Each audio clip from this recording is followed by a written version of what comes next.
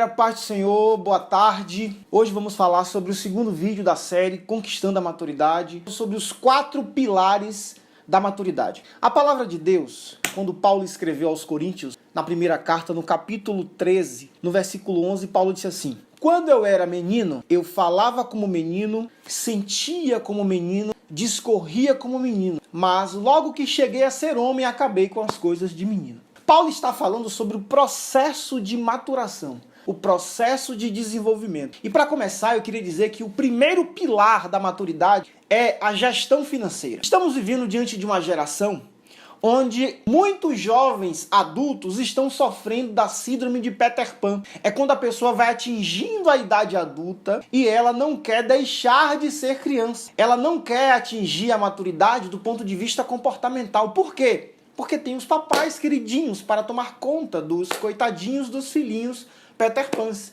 Então o primeiro pilar da maturidade é gestão financeira. E aí eu queria perguntar para você, você sabe lidar com dinheiro? Como você lida com dinheiro?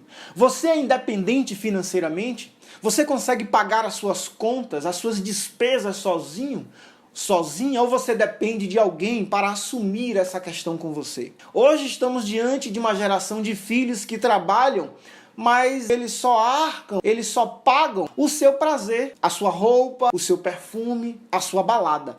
Então o primeiro pilar da maturidade é gestão financeira. O segundo, capacidade de morar só. Esse é um assunto muito polêmico. Você já pensou nisso? Você já tem condições de dar conta da sua vida sozinho? E quando terá, caso você não tenha pensado nisso ainda?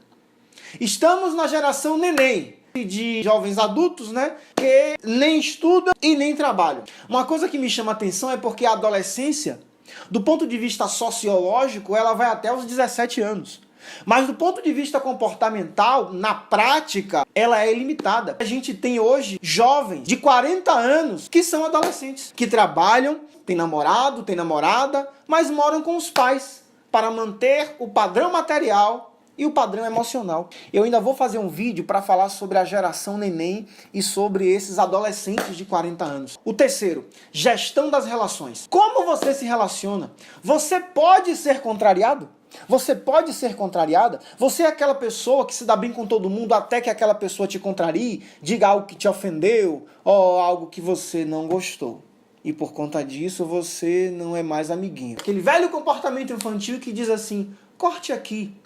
Você tem feito corte aqui para aquelas pessoas que dizem o que você não gosta? Como você lida com os conflitos e com as indiferenças? Estamos diante da geração algodão doce. São como essas plantinhas sensitivas.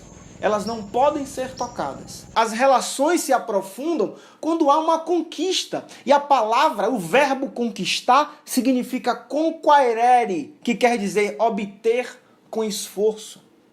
Diante das relações que você tem estabelecido, como elas estão? Qual é a profundidade delas? Qual é a maturidade que existe nessas relações? E por último, para finalizar, construção familiar. Eu queria chegar aqui. Construção familiar. Você já pensou em casamento? Desculpa, eu não quero me casar. Ok. Você está preparado para dividir uma relação com alguém? Mas eu não quero. Opa, por trás dessa negativa tem uma justificativa. Ok? Quais são os requisitos para o casamento? Vou ainda fazer um vídeo falando sobre isso. Mas estamos diante da geração dos solteiros. Pessoas de 25 a 45 anos que são independentes, trabalham, pagam até as suas contas, mas são solteiras. São solteiras, são solteiras com namorados, porque cada um vive na sua casa. Aí você vai perguntar, mas por quê? Porque é mais fácil. É mais cômodo. Eu não quero ficar enchendo a minha cabeça, não quero ninguém me enchendo, dizendo, você tirou a toalha daqui, você molhou isso, quando você fizer aquilo, faça isso. Eu não estou afim disso. Logo, é melhor que cada um fique no seu canto. Você vem para minha casa, a gente fica junto, a gente tem momentos de descontração, de prazer, e depois cada um vai para o seu canto. Qual é o resultado disso? Qual é a consequência disso? Solidão, enfraquecimento dos laços, baixa autoestima. Nunca vivemos isso de tão grande maneira. Sensação de fracasso. Uma vez um jovem virou para mim e falou: Luiz, por que na igreja atual nós não estamos vivendo o que o profeta Joel, no capítulo 2, no versículo 28, profetizou, declarou e disse que os jovens teriam visões? Eu respondi com algumas afirmações e fiz outra pergunta. Eu falei para ele assim: olha, em Êxodo capítulo 33, versículo 11, a Bíblia vai dizer que Moisés falava face a face com Deus, mas Josué não se apartava do meio da tenda. Josué estava aprendendo desde pequeno. Em 1 Samuel capítulo 16, a Bíblia diz que o profeta Samuel, indo à casa de Jessé para ungir o novo rei de Israel, todos os irmãos de Davi passam pelo profeta, mas Deus não escolhe nenhum daqueles.